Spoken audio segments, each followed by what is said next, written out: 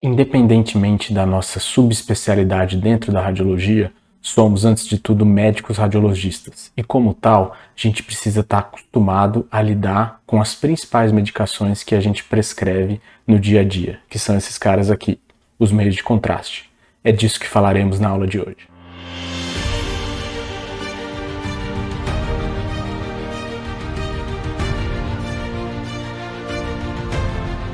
Muito bem, a todos que estão chegando aqui agora, meu nome é Paulo Agnolito, eu sou médico radiologista e nesse canal a gente discute não só os principais temas da radiologia musculoesquelética, a área nobre da radiologia, mas também temas de alto impacto para o radiologista em geral.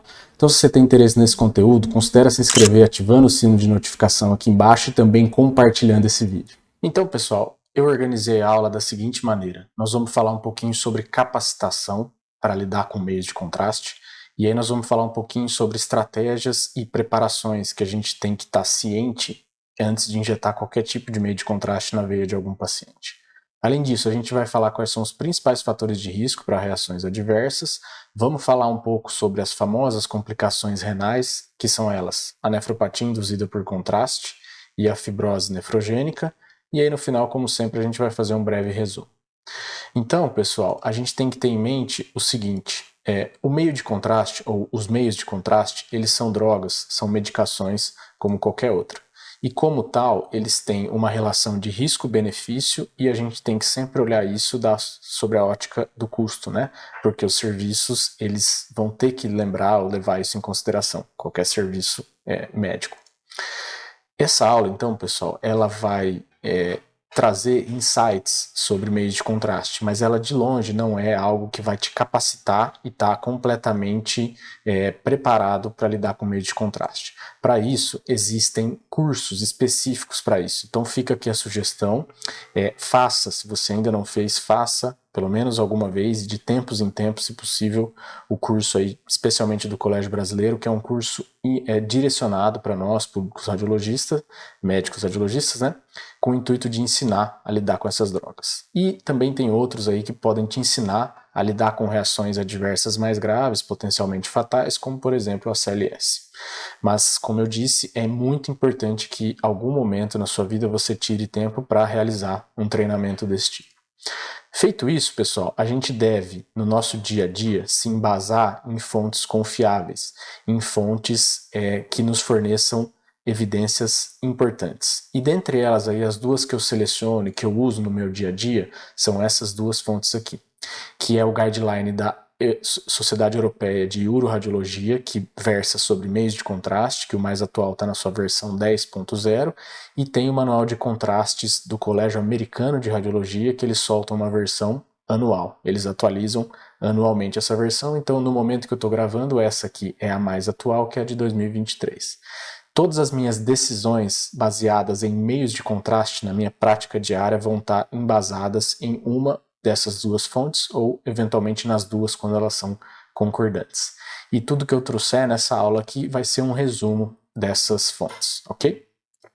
Então, dito isso, pessoal, o que eu levo em conta, o que eu tento ter na minha mente antes de injetar meio de contraste em algum paciente?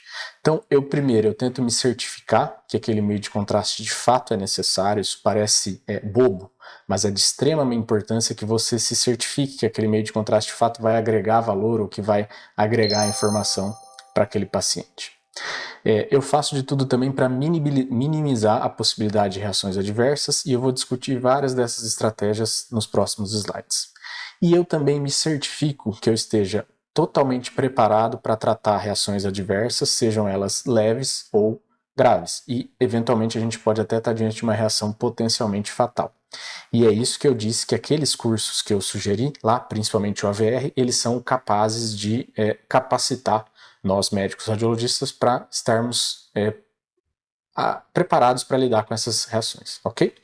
Então, seguindo aqui, do ponto de vista de reações adversas não renais, né, falando inicialmente daquelas complicações não relacionadas aos rins, o que a gente pode ter, ou qual é a definição?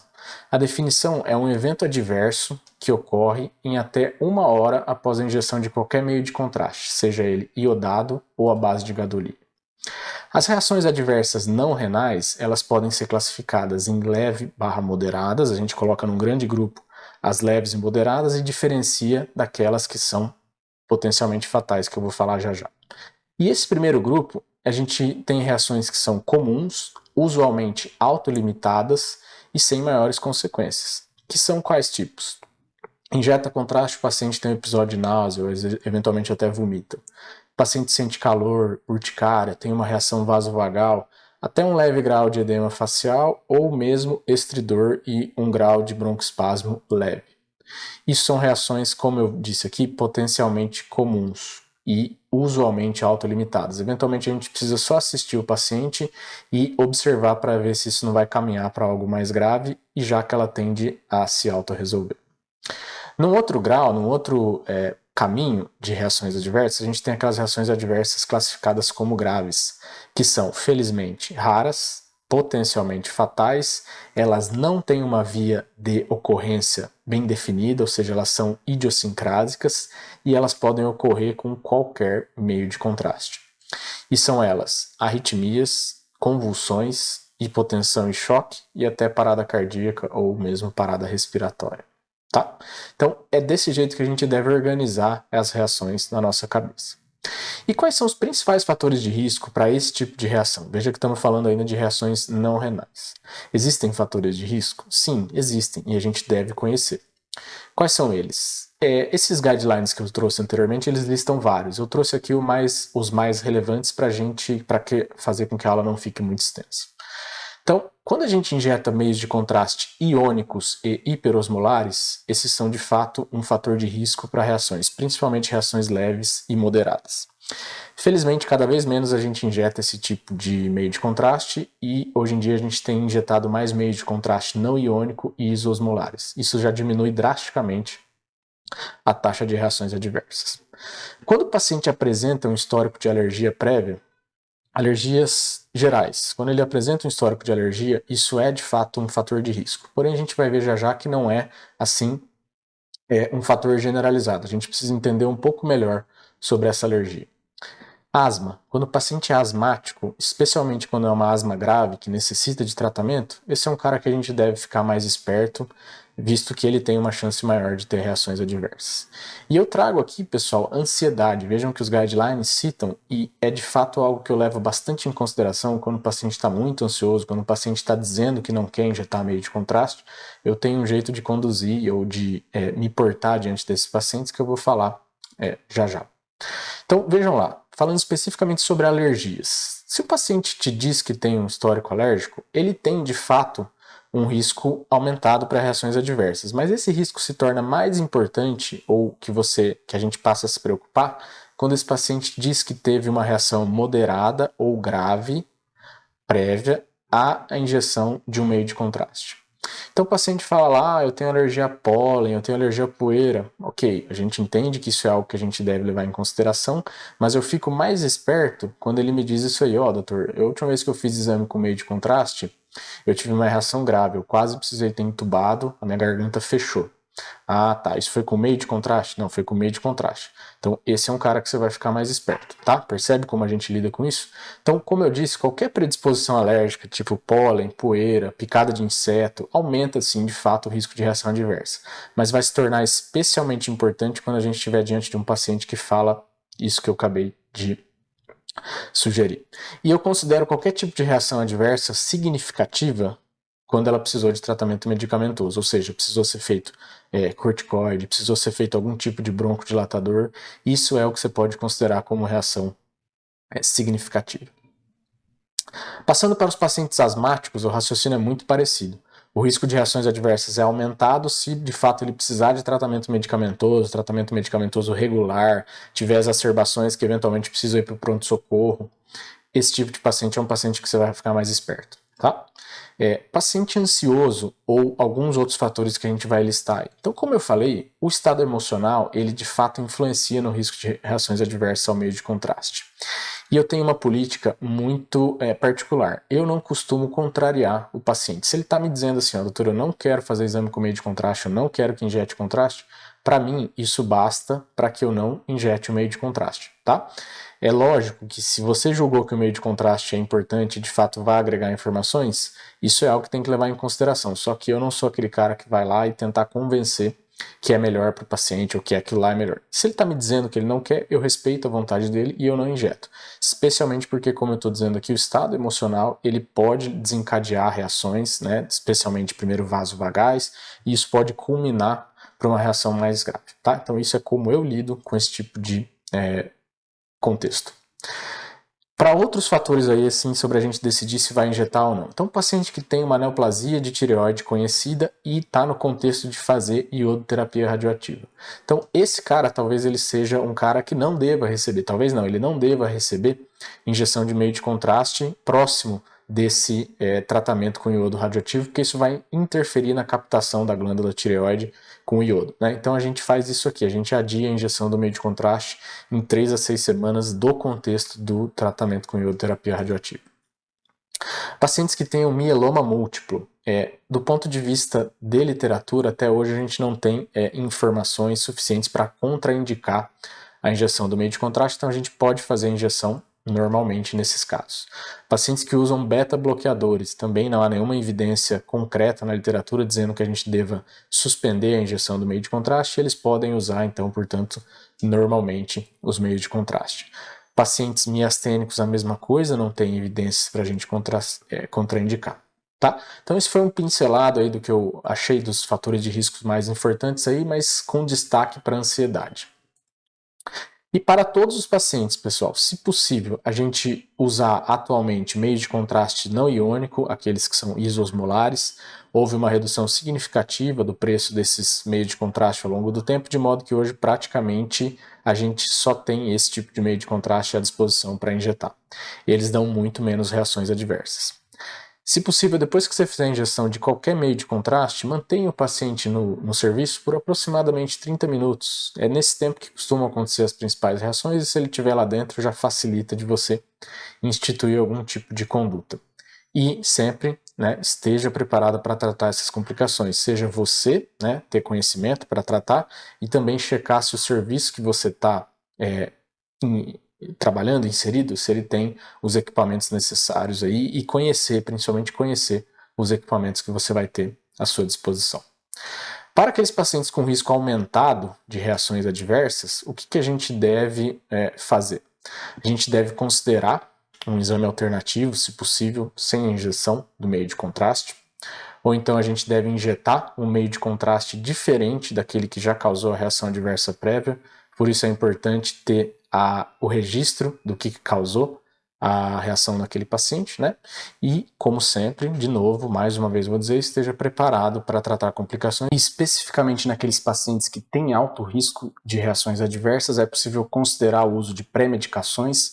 Ambos os guidelines que eu trouxe no começo dessa aula, eles sugerem esquemas de pré-medicação. Eu não vou entrar em detalhes nisso aqui, senão a aula ficaria muito extensa, mas de fato esses esquemas de pré-medicação, eles têm uma efetividade não tão provada na literatura, mas como são feitos com drogas de baixo custo e relativamente seguras, como corticoides e antihistamínicos, é possível a gente fazer uso desses esquemas em alguns contextos.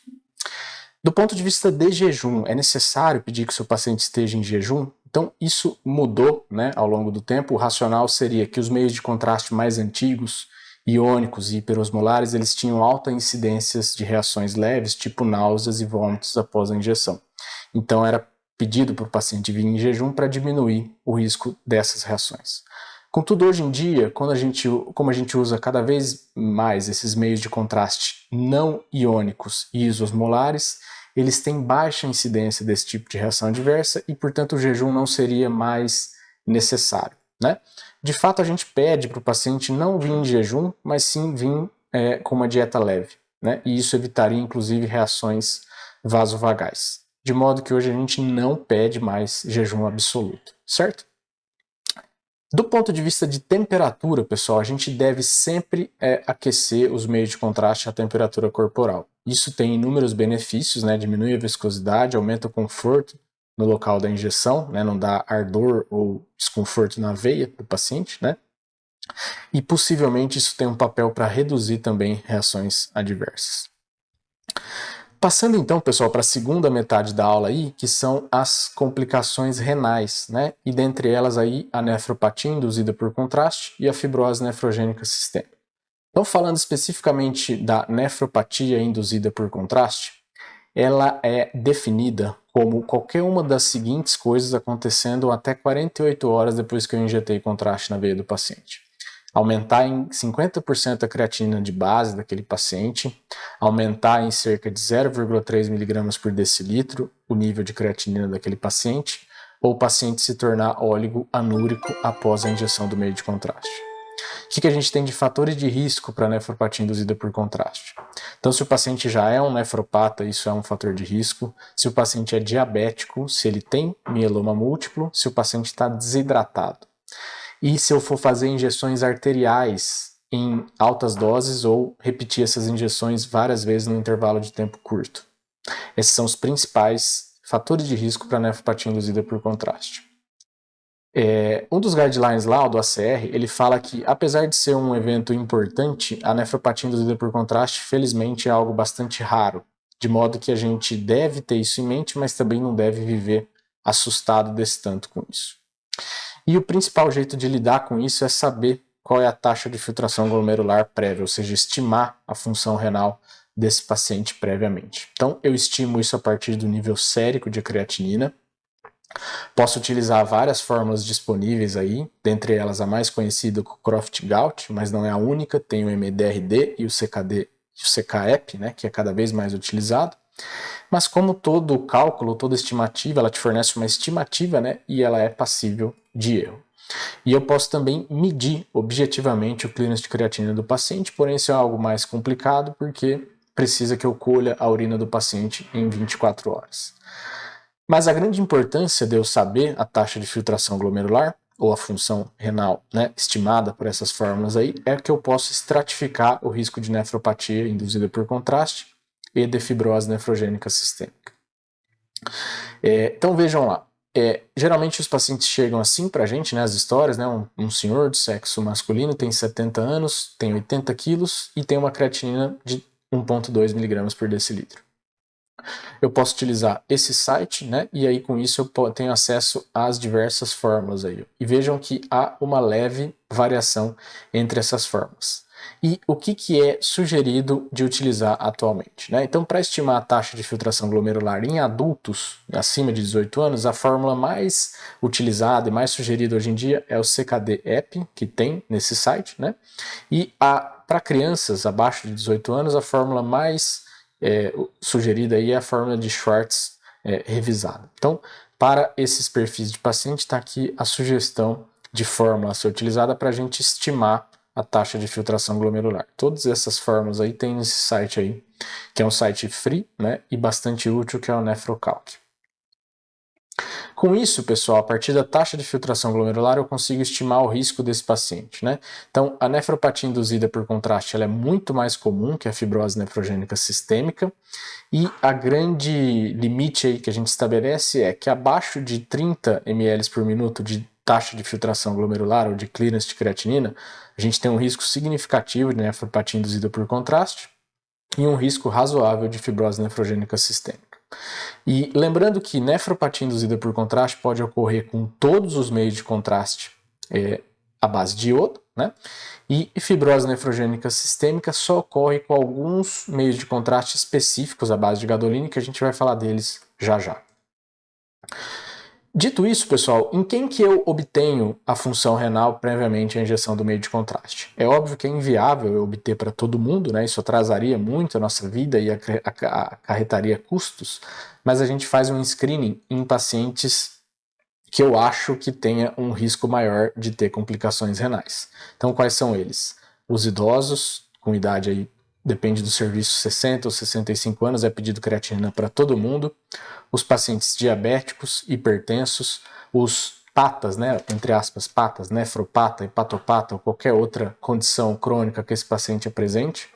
Os pacientes transplantados, aqueles que têm mieloma múltiplo e qualquer outra condição que eu julgue importante, eu posso muito bem pedir para aquele paciente obter um nível de creatinina antes de eu fazer a injeção de contraste nele.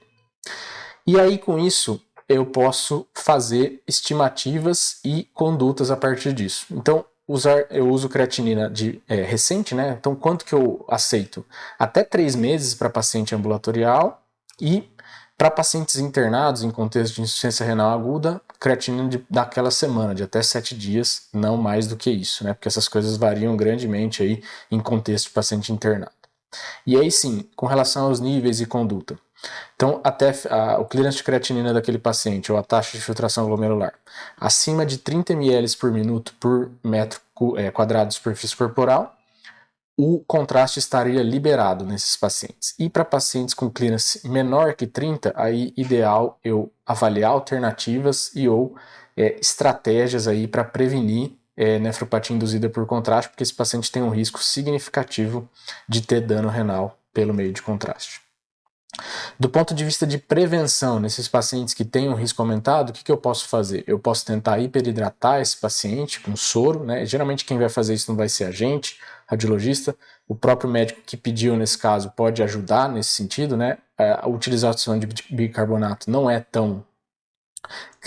não tem evidências claras que ele melhoraria isso, pelo menos a com soro fisiológico é um pouco melhor do ponto de vista de evidência, e é possível a utilização de drogas como a N-acetilcisteína, mas isso também é bastante controverso. Isso acaba não sendo função do radiologista. Alguém supostamente vai prescrever isso para você num paciente que tenha esse contexto aumentado. É função do radiologista, sim, identificar que esse paciente tem risco aumentado de reações adversas.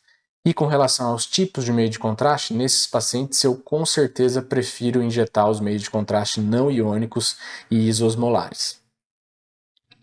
Com relação a pacientes dialíticos, pessoal, qual a conduta, né? Então, os meios de contraste, tanto iodado quanto gadolina, eles são lavados pela diálise, seja a diálise convencional ou a diálise peritoneal. Porém, não tem evidências de que a diálise reduz o risco de nefropatia induzida ou fibrose nefrogênica em pacientes com função reduzida. Isso, do ponto de vista prático, o que fazer? Se você vai, um paciente dialítico, você vai injetar um meio de contraste à base de iodo. Então, a correlação entre a injeção de meio de contraste e a próxima sessão de diálise é desnecessária, ou seja, você não precisa garantir que você vai injetar contraste agora e que a diálise dele seja logo em seguida. Isso não é necessário.